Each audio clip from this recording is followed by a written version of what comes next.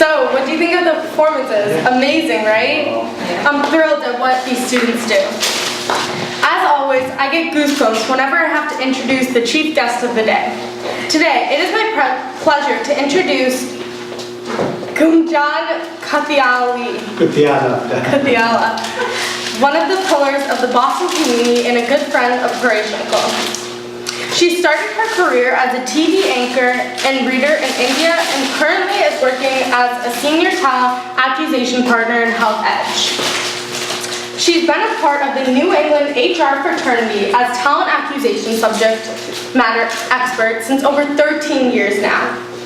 She's reigning Miss India, New Hampshire, and a passionate video blogger with a YouTube channel, NRI Life, which reflects on the pros and cons of being NRI through real-life instances and inspirational stories.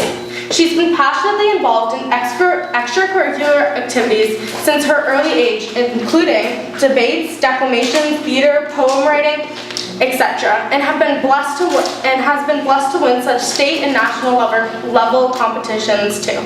And hence a big promoter of public speaking involvement for kids at an early age. Please welcome me in welcoming Gunjan Kuthiala. Thank you so much. Thank you.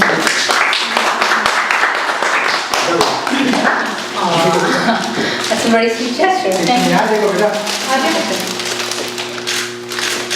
Thank you. I'll keep it there.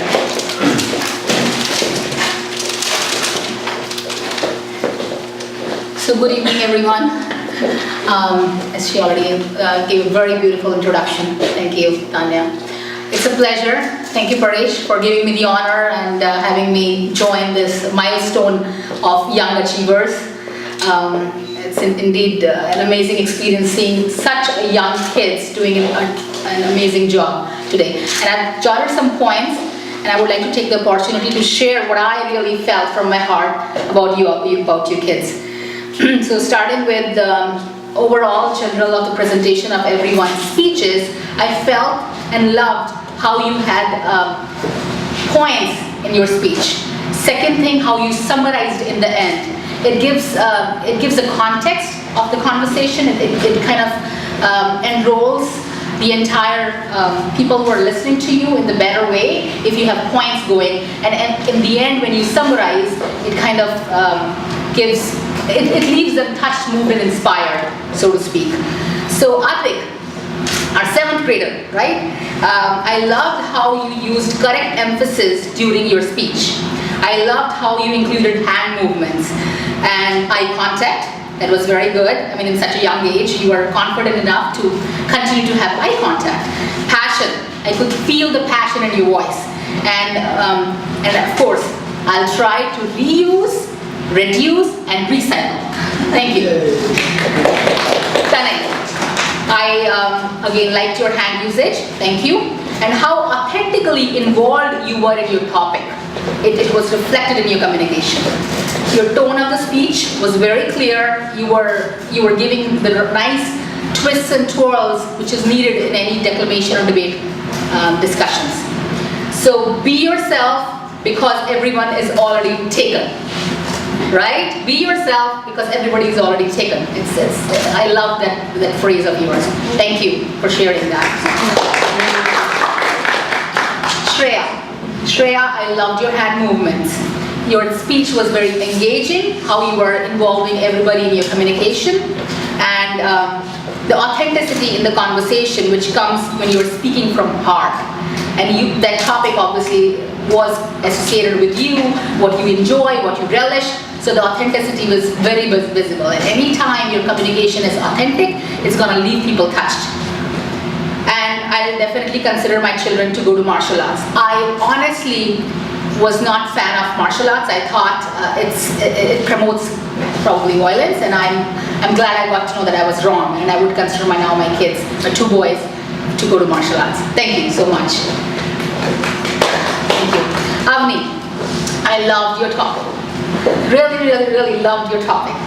How it had the drama and the spice in your communication. It was fun. It was super fun. Thank you.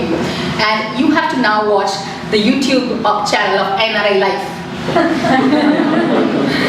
So thank you so much for being yourself. Ankit, your topic really left, I'm sure everyone touched, moved, because it was about vegetarianism, and we, being NRIs, we a lot of times end up relying upon the non-veg a lot, You had a very clear voice, loved your confidence, and your smile was contagious.